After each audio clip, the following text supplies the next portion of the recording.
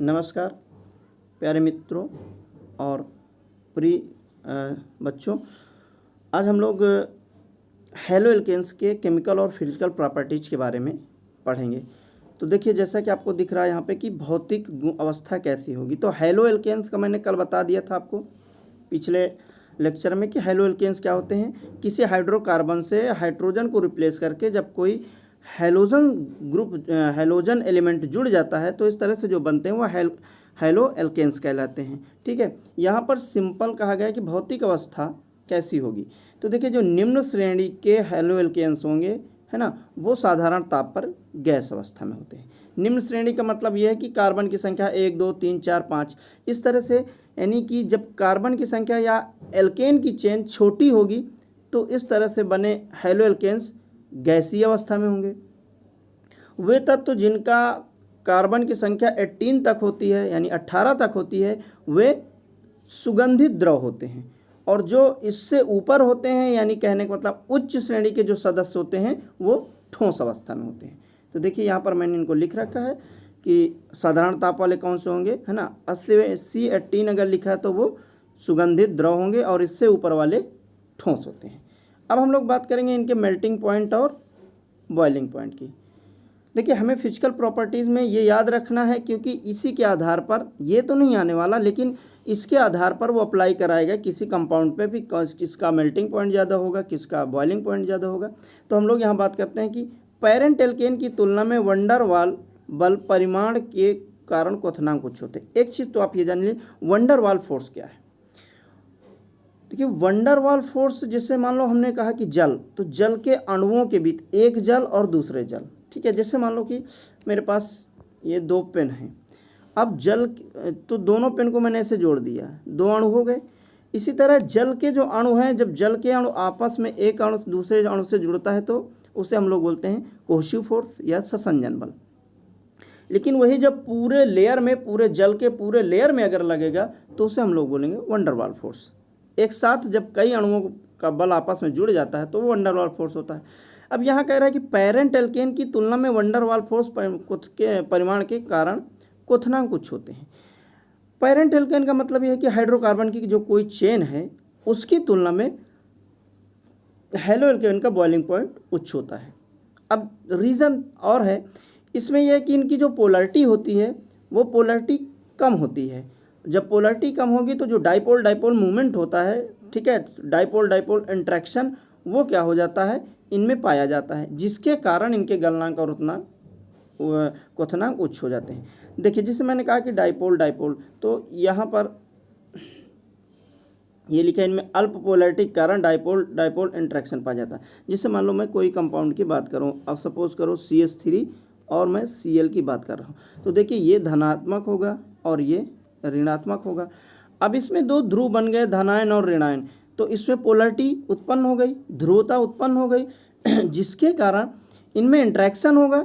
तो ये चूँकि ऐसा है कि हाइड्रोकार्बन से जब एल्केन जुड़ी होगी, ठीक है, जैसे कोई हाइड्रोकार्बन था हमारा, मान लो कि यहाँ पर ये मैंने लिख दिया मेथेन, है ना, ऐसे लिखा जा सकता है, और इसमें मैंने लिख दिया Cl, तो हाइड्रोजन को रिप्लेस करके ही तो Cl आया है। तो जब एक बार वो बांड को तोड़ के जुड़ा है तो पुनः इस बांड को तोड़ने में थोड़ी ताकत लगेगी, ज़्यादा एनर्जी की आवश्यकता पड़ेगी, एक चीज़।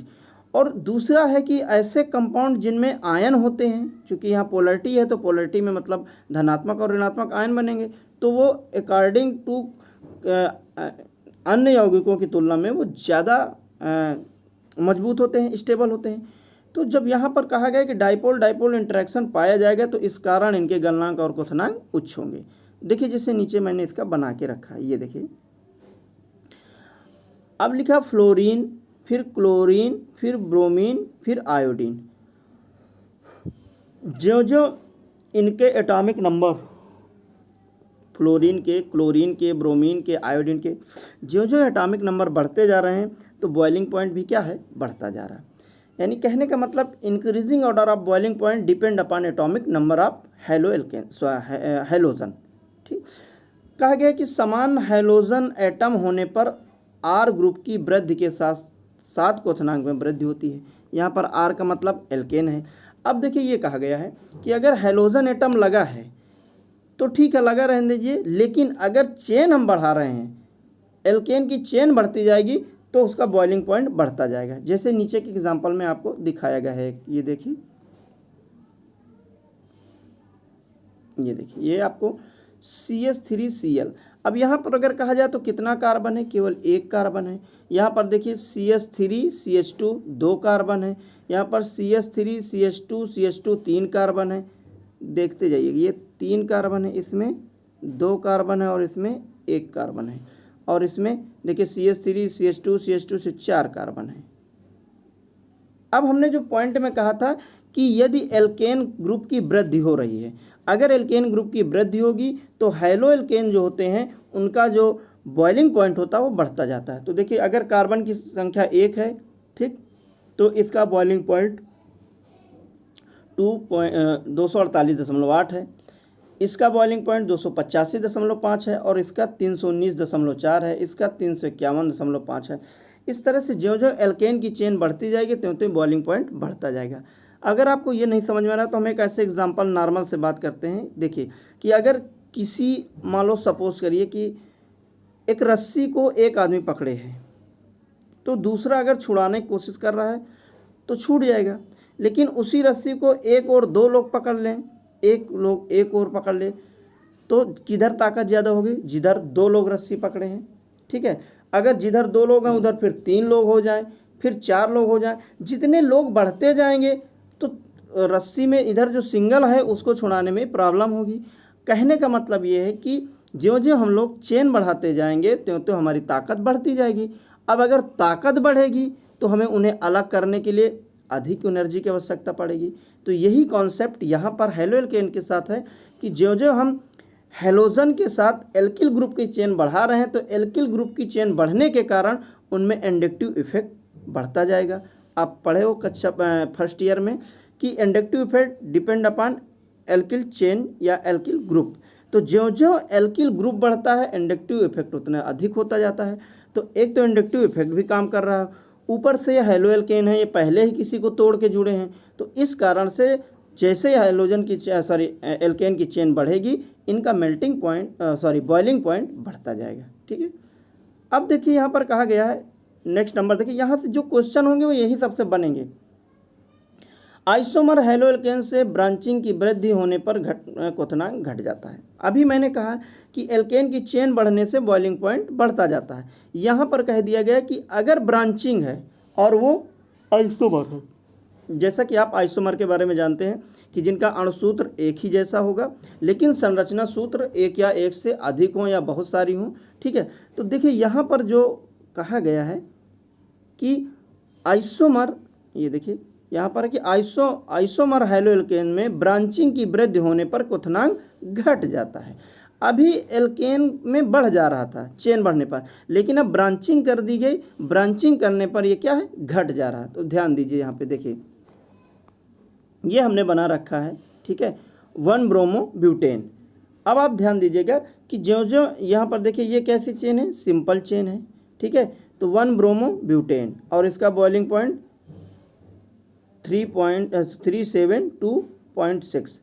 अब ये देखिए यही चेन मुड़ना शुरू हो गई, ये ब्रांच हो गई। ठीक है, ये ब्रांच हुई तो इसका हो गया 1 ब्रोमो 2 मेथिल प्रोपेन। यहाँ देखिए यहाँ पर नंबरिंग करेंगे तो ये हो जाएगा 1, ये हो जाएगा 2, ये हो जाएगा 3, तो हो जाएगा 1 ब्रोमो 2 मेथिल प्रोपेन। अब इसका बॉइलिंग पॉइंट देखिए 362 है, इसका 372 है, क्योंकि ये सिंपल चेन है। ठीक है, ओपन चेन है। ठीक है, ओपन चेन होने के कारण इसका बॉइलिंग पॉइंट कम हो जा रहा, ज़्यादा है। और जैसे ही अगर यहाँ पर इसका ब्रांच कर देंगे तो इसका बॉइलिंग पॉइंट कम हो जाएगा, और अधिक ब्रांचिंग करने पर बॉइलिंग पॉइंट और अधिक कम हो जा रहा है। देखिए ये, ठीक, तो इस तरह से इनके बॉइलिंग पॉइंट क्या हैं, ज्यों ज्यों चेन बढ़ती जाएगी त्यों त्यों बॉइलिंग पॉइंट क्या होता जाएगा, घटता जाएगा। तो ये ध्यान रखेंगे कि बॉइलिंग पॉइंट अगर आइसोमर हैं, अगर वो आइसोमर होने के कारण अगर आइसोमर हैं और उनमें ब्रांच चेन है तो क्या हो जाएगा, उनके बॉइलिंग पॉइंट कम हो जाएंगे। लेकिन अगर हैलो एल्केन सिंपल है तो उनके बॉइलिंग पॉइंट बढ़ जाएंगे। ठीक है, देखते हैं विलेयता का गुण। देखिए ये जल में लगभग अविलेय होते हैं। हैलो एल्केन क्या होते हैं? जल में लगभग अविलेय होते हैं, मतलब घुलते ही नहीं हैं। कारण क्या है कि क्योंकि ये जल के अणुओं के साथ हाइड्रोजन बांड नहीं बनाते और ना ही जल में उपस्थित है हाइड्रोजन बांड को तोड़ पाते। ना तो वाटर के जो मॉलिक्यूल के बीच हाइड्रोजन बॉन्डिंग होती है, ठीक है, ना तो उसे तोड़ पाते हैं और ना ही हाइड्रोजन के अणुओं के साथ हाइड्रोजन बांड का निर्माण कर पाते हैं। यानी जो इनकी एल्केन की जो चेन होती है उनसे हाइड्रोजन रिप्लेस नहीं होता और जल के अणुओं के साथ नहीं जुड़ता और ना ही जल का हाइड्रोजन बांड टूट के इनसे जुड़ता है। तो जब आप जानते हो कि जो रिएक्शन होते हैं वो अणुओं में न होकर परमाणुओं में होते हैं, तो जब तक कोई भी कंपाउंड मॉलिक्यूल से टूट कर एटम्स में नहीं जाएगा तब तक अणु जुड़ना घटना होगा नहीं, यानी कि उनके बीच इंटरेक्शन नहीं होगा। इस कारण ये जल में अविलेय होते हैं। रीज़न क्या है? हाइड्रोजन बॉन्डिंग ना तो ये इनमें पाई जाती है और ना ही ये जल के हाइड्रोजन बॉन्डिंग को तोड़ते हैं, बल्कि ये कार्बनिक विलायकों में विलेय हैं। जैसे कार्बनिक विलाय आपका ईथर, एल्कोहल, क्लोरोफॉर्म और कार्बन टेट्राक्लोराइड, ठीक है, इस तरह में ये क्या है? विलेय हैं। ठीक, फिर हम लोग बात करते हैं कि देखिए शुद्ध अवस्था में ये रंगहीन तथा मीठी गंध वाले होते हैं, किंतु ब्रोमाइड और आयोडाइड प्रकाश के संपर्क में आने पर रंगीन हो जाते हैं। अब आप ध्यान दीजिएगा कि अगर प्योर हैलोजन है, ठीक, और प्योर हैलोजन से बना कंपाउंड है तो उसका जो कलर होगा वो कलरलेस होगा, कोई कलर नहीं होगा, बल्कि उनमें मीठी स्मेल होगी। ठीक है, लेकिन अगर हम लोग ब्रोमाइड और आयोडाइड की बात करें कि जैसे ब्रोमाइड और आयोडाइड को प्रकाश में हम लोग लाते हैं, लाइट में लाते हैं, तो क्या रंगीन हो जाते हैं। देखा होगा आपने, प्रैक्टिकल किया होगा ब्रोमाइड का, जैसे इसको हम लोग हीट करते हैं तो एक ब्राउन कलर की गैस निकलती है, तो जो ब्राउन गैस निकलती है वही ब्रोमाइड होती है। और आयोडीन का आपने देखा होगा कि पर्पल कलर की अगर जैसे रखिएगा तो बैगनी कलर की होगी। ठीक है, तो इस तरह से हमें ये ध्यान देना है कि शुद्ध अवस्था में तो ये रंगहीन होते हैं, लेकिन प्रकाश के संपर्क में आने पर ये कलरफुल हो जाते हैं। सभी एल्किल हैलाइड की तुलना में एल्किल हैलाइड सबसे यहाँ पर ये आपको लिखना, ये गलत लिखा है। सभी एल्किल हैलाइड की तुलना में एल्किल आयोडाइड, ठीक है, यहाँ पर लिखना आयोडाइड, ठीक, IODIDE। सभी एल्किल हैलाइड की तुलना में एल्किल आयोडाइड कम स्थायी होते हैं। ठीक है, सबसे कम जो सबसे कम अस्थायी होते हैं, ठीक है, वो होते हैं एल्किल हैलाइड। यानी सभी एल्किल हैलाइड की तुलना में एल्किल आयोडाइड जो होता है वो बहुत कम ही स्थायी होता है। तो ये तो रहे आपके भौतिक गुण, जिसमें आपको विलेयता पढ़ाया गया, भौतिक कलर क्या है। अब हम लोग बात करते हैं केमिकल प्रॉपर्टीज़ की, हैलो एल्केन की, ठीक है, केमिकल प्रॉपर्टी, रासायनिक गुण। तो देखिए मोनो हैलो एल्केन के मुख्य 4 प्रकार की रासायनिक अपक्रियाएँ देता है। आप इसको पढ़ भी चुके हो और हम लोग फिर से इस पर डिस्कस करेंगे। न्यूक्लियोफिलिक सब्स्टिट्यूशन रिएक्शन, एक बात तो कहा, न्यूक्लियोफिलिक मतलब नाभिक स्नेही, ऐसे रिएक्शन जो नाभिक पर अटैक करते हों, जिनके रिएक्टेंट जो है नाभिक पर अटैक करते हों, उनको हम लोग बोलते हैं न्यूक्लियोफिलिक सब्स्टिट्यूशन रिएक्शन। दूसरा इसका है एलिमिनेशन रिएक्शन, यानी निराकरण या विलोपन अपक्रियाएं। तीसरा है रिडक्शन यानी अपचयन, और चौथा है आपका रिएक्शन विद मेटल, धातुओं के साथ अपक्रियाएं। तो हम लोग केमिकल प्रॉपर्टीज़ में मुख्यतः यही पढ़ेंगे, न्यूक्लियोफिलिक सब्स्टिट्यूशन रिएक्शन और निराकरण या विलोपन अपक्रियाएं। ठीक, तो चलिए पहले बात करते हैं न्यूक्लियोफिलिक सब्स्टिट्यूशन रिएक्शन की। देखिए जब सब्सट्रैक्ट मीन्स यहाँ पर पदार्थ है, ठीक है, सब्सट्रैक्ट मीन्स होता है पदार्थ। तो जब सब्सट्रैक्ट का कोई एटम या ग्रुप न्यूक्लियोफिलिक रिएजेंट के द्वारा प्रतिस्थापित होता है, कहने का मतलब हट जाता है, तो इनका जो रिएजेंट होता है वो न्यूक्लियोफिलिक होता है। तो जब रिएजेंट जो अभिकर्मक होगा वो न्यूक्लियोफिलिक होगा तो अटैक कहाँ करेगा? न्यूक्लियस पर। यानी किसी भी वो एटम्स के में पाए जाने वाले किसी भी मॉलिक्यूल्स में पाए जाने वाले एटम के न्यूक्लियस पर वो अटैक कर देगा। तो अगर न्यूक्लियस पर अटैक करता तो इसीलिए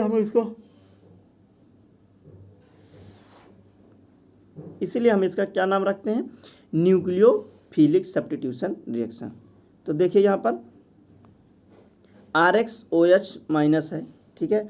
यहाँ पर जो अटैकिंग होगी तो क्या होगा, ये जो Rx है और ये OH है, तो ये जो X है हैलोजन को ये हटा देगा और OH जुड़ जाएगा, ठीक। इस तरह से ये देखिए हैलोजन को, ठीक है, हाइड्रोक्सिल समूह रिप्लेस कर दिया और जुड़ गया। इसका मतलब हाइड्रोक्सिल समूह कैसा है, न्यूक्लियोफिलिक। किसको चाहने वाला है, न्यूक्लियस को चाहने वाला है। उसने किसको हटाया, हैलोजन को हटा दिया। तो जो न्यूक्लियोफिलिक जिसने हटाया उसी का नाम हम लोग न्यूक्लियोफिलिक रखेंगे। तो यहाँ पर हाइड्रोक्सिल समूह क्या है, न्यूक्लियोफिलिक है, और ये क्या है, ये रिप्लेसिंग एटम्स है या ग्रुप है। तो रिप्लेसिंग एटम यानी रिप्लेस कौन हुआ, हैलोजन रिप्लेस हो गया, ये देखिए, और यहाँ पर आपका प्रोडक्ट बन गया। तो न्यूक्लियोफिलिक में जो हैलोजन को रिप्लेस करेगा वो न्यूक्लियोफिलिक, ठीक है, न्यूक्लियोफिलिक ग्रुप होगा, और जो हट जाएगा वो हो जाएगा रिप्लेसिंग ग्रुप यानी हटने वाला ग्रुप। तो यहाँ पर देखिए OH ग्रुप जो है न्यूक्लियोफिलिक है और X माइनस हटने वाला ग्रुप है। ये मैंने लिख ही दिया कि OH क्या है, हाइड्रोक्सिल ग्रुप है, और X क्या है, हैलोजन ग्रुप है। इसलिए से हम लोग SN से व्यक्त करते हैं। S का मतलब यहाँ पर क्या है, सब्स्टिट्यूशन, और N का मतलब न्यूक्लियोफिलिक। यानी रिएक्शन कैसा है, सब्स्टिट्यूट तो हो रहा है, सब्स्टिट्यूट का मतलब एक की जगह दूसरा आ जाना, सब्स्टिट्यूट तो हो रहा है, लेकिन कहाँ से हो रहा है, न्यूक्लियस से। इसलिए इस प्रकार के रिएक्शन को हम लोग SN रिएक्शन भी बोलते हैं, S फॉर सब्स्टिट्यूशन और N फॉर न्यूक्लियोफिलिक, ठीक। देखिए सब्स्टिट्यूशन न्यूक्लियोफिलिक सब्स्टिट्यूशन रिएक्शन दो प्रकार की होती है। मेन इंपॉर्टेंट रिएक्शन आपके हैलो एल्केन में यहीं से है, SN1 SN2। तो चलिए देखते हैं जहाँ पे हमारा SN1, या इसको हम लोग बोलते हैं यूनिमोलिकुलर मैकेनिज्म। SN1 या इसका दूसरा नाम है यूनिमोलिकुलर मैकेनिज्म। तो देखिए इसमें यह क्रिया दो पदों में संपन्न होती है, ठीक है, यह क्रिया दो पदों में संपन्न होती है। पहले पद में एल्किल हैलाइड का धीरे धीरे विदलन होकर कार्बोकैटायन बनता है। आप जानते हो कार्बोकैटायन क्या होता है, जब किसी एल्किल समूह से एक हाइड्रोजन समूह हाइड्रोजन रिप्लेस हो जाता है तो ये जो आयन होते हैं वो क्या होते हैं, कार्बोकैटायन में चेंज हो जाते हैं। तो देखिए जैसे हमने यहाँ पर अगर हम बात करें CH4 हमारे पास मेथेन है, अगर इसका हाइड्रोजन रिप्लेस कर देंगे तो क्या बन जाएगा, मेथिल, ठीक है। और इस पर अगर ये धनात्मक चार्ज हो जाएगा तो ये क्या कहलाएगा, हमारा मेथिल कार्बोकैटायन, ठीक है। इसी तरह अगर हम यहाँ पर लिखें CH3 CH2 और यहाँ धनात्मक लिख दें तो ये एथिल कार्बोकैटायन हो जाएगा। यानी कहने का मतलब है कि अब क्या होगा, जो रिएक्शन है यह क्रिया दो पद में संपन्न होगी, स्टेप फर्स्ट और स्टेप सेकंड, एक स्टेप फर्स्ट और एक स्टेप सेकंड। स्टेप फर्स्ट में क्या होता है, एल्किल हैलाइड का धीरे धीरे विदलन होता है। विदलन क्या होता है, विदलन का मतलब होता है टूटना, अलग होना, ठीक है। और अलग होना भी दो तरह से, मतलब ऐसा नहीं कि तुरंत अलग होना तो उसे हम लोग ब्रेकिंग बोलेंगे, टूटना बोलेंगे। विदलन का मतलब होता है धीरे धीरे अलग होना, तो उसको हम लोग इंग्लिश में क्लीवेज बोलते हैं। तो यहाँ पर क्या कहा है कि यह क्रिया दो पदों में संपन्न होती है। पहले पद में एल्किल हैलाइड का धीरे धीरे विदलन होता है और क्या बन जाता है, कार्बोकैटायन। अब कार्बोकैटायन बन गए, तो कार्बोकैटायन बना था तो किससे, स्लो मोशन में बना था।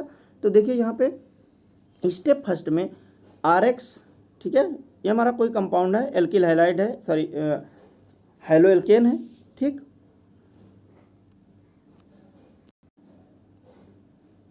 तो दूसरे पद में हम देखें, पहला पद हमारा स्लो मोशन में हुआ, ठीक है, ये RX टूटा, RX यानी एल्किल कार्बोकैटायन में, और ये आयन में टूट गया, हैलाइड आयन में। अब हम दूसरे पद में देखेंगे कि न्यूक्लियोफिलिक रिजेंट जो है वो तेजी से अपक्रिया करता है। तो देखिए यहाँ पे RxOH से जुड़कर क्या बना दिया, ROH। तो एक स्टेप क्या हुआ जिसमें धीरे धीरे रिएक्शन हुआ, और एक स्टेप क्या हुआ बहुत तेजी से। तो देखिए इसमें इसके केवल एक अणु RX के सहसंयोजक का विघटन होता है, इसलिए इसकी कोटि एक है। एक अणु टूटा ना उसमें, तो इसकी कोटि एक है। इस अपक्रिया का वेग जो है वो केवल क्या है, सबस्ट्रेट की एक अणु की सांद्रता पर निर्भर करता है। जब एक अणु पर निर्भर करेगा तो SN1 है, ठीक है। तो SN1 में क्या होगा कि सबस्ट्रेट की, ठीक है, सबस्ट्रेट ये लिखे सबस्ट्रेट माने पदार्थ सब्सट्रेट की अणु की सांद्रता पर निर्भर करता है। तो यहाँ पर देखिए आपने अभी पढ़ा भी है केमिकल काइनेटिक्स में, और यहाँ पर भी वही चीज़ है कि अपक्रिया की दर जो है वो डायरेक्टली प्रोपोर्शनल होती है सबस्ट्रैक्ट्स के, ठीक है। या हम ये भी कह सकते हैं अपक्रिया की दर is directly proportional R for alkyl और एक्स फॉर हैलोजन, यानी कि हैलो एल्केन्स के डायरेक्टली प्रोपोर्शनल होती है। तो एल्किल हाइडाइड में SN1 रिएक्शन का जो बढ़ता हुआ क्रम है वो ये देखिए जो जो कार्बोकैटायन, ये देखिए यहाँ पे, ये पहले देखिए टर्सरी, सेकेंडरी और प्राइमरी। अब कहा जाए कि एल्किल हाइलाइड का बढ़ता क्रम क्या होगा, तो सबसे अधिक एल्किल हाइलाइड किसमें सबसे ज़्यादा SN रिएक्शन होगी अच्छे से, जो टर्सरी एल्किल हाइलाइड होगा, ठीक है। मैंने पीछे बताया ना कार्बोकैटायन के, इसमें बता भी चुका हूँ प्राइमरी, सेकेंडरी और टर्सरी। तो सबसे ज़्यादा एल्किल हाइलाइड की SN रिएक्शन जो सबसे ज़्यादा होगी वो टर्सरी में होगी, फिर उसके बाद सेकेंडरी एल्किल हाइलाइड होंगे, फिर प्राइमरी में। किंतु अब देखिए यही काम यहाँ पर भी है, जो जो कार्बोकैटायन की संख्या बढ़ती जाती है त्यों उसका क्या है, इंक्रीजिंग ऑर्डर बढ़ता जाता है SN रिएक्शन का, ठीक। तो ये देखिए यहाँ पर, अब इसी मैकेनिज्म को हम लोग समझते हैं। देखिए ये हमारे पास एक एग्जांपल हमने लिया, ठीक है, आप देख रहे होंगे 1 ब्रोमो ब्यूटेन, अगर इसका नाम हम लोग ऐसे सामान्य नाम लेंगे तो देखिए यहाँ पर क्या है कि OH समूह है, और OH ब्रोमीन को हटाकर सीधे हटा दिया और जुड़ गया अपना। तो जब ये यहाँ से जुड़ गया तो ब्रोमीन हट गई। अब चूंकि आप जानते हो कि ये कैसा रिएक्शन है, चूँकि इसको ब्रोमीन को हटाया होगा तो किससे नाभिक से अटैक किया होगा, कार्बन के नाभिक पर, तो न्यूक्लियोफिलिक। इसलिए देखिए आपको अभी बताया मैंने कि पीछे की OH समूह कैसा है, OH समूह न्यूक्लियोफिलिक है, न्यूक्लियस पर अटैक करने वाला है। तो न्यूक्लियस पर अटैक करेगा तो देखिए यहाँ पर ये जो कार्बोकैटायन धनायन बना और ये ब्रोमाइड आयन बना, और यहाँ पर क्या हो जाएगा, ब्रेकिंग होगी, यहाँ पर ब्रेकिंग होगी तो ब्रोमाइड अलग हो जाएगा, और चूंकि ये कार्बोकैटायन धनात्मक है, यहाँ पर हाइड्रोक्सिल आयन ऋणात्मक है, ये दोनों आपस में फिर से बॉन्ड बना लेंगे। तो इस तरह से देखिए यहाँ स्टेप फर्स्ट में क्या होगा, फर्स्ट स्टेप स्लो रिएक्शन होगा, ठीक है। ये देखिए टर्सरी ब्यूटिल ब्रोमाइड, ठीक है, यहाँ पर 1 2 3 4 कार्बन होने के कारण क्या नाम है इसका, टर्सरी, और चारों का नाम चूँकि एक हाइड्रोजन कम होगा, ठीक है, तो ब्यूटिल, टर्सरी ब्यूटिल और ब्रोमाइड। अब ये रिएक्शन होगा तो देखिए यहाँ पर ब्रोमीन क्या है, ब्रोमीन टूट जाएगी। जैसे ही ब्रोमीन टूटेगी तो यहाँ पर मैंने बताया यहाँ पर टूटेगी तो ये ऋणात्मक होगा, एक मिनट, ये चलिए, ये देखिए ये ऋणात्मक होगा और यहाँ पर ये कार्बोकैटायन धनात्मक होगा। अब ये ऋणात्मक, ये धनात्मक, ठीक है। तो ध्यान दीजिएगा, जब ये यहाँ से ब्रेकिंग हुई तो ये धनात्मक, तो ये कार्बोकैटायन बन गया और ये ऋणात्मक बन गया। अब यहाँ पर चूंकि ये पहले रिएक्शन में हो चुका है, ये स्लो रिएक्शन है, अब आगे इसी के फर्दर रिएक्शन जो होगी वो कैसी होगी, फास्ट रिएक्शन होगी। तो देखिए यहाँ पर लिखा है कि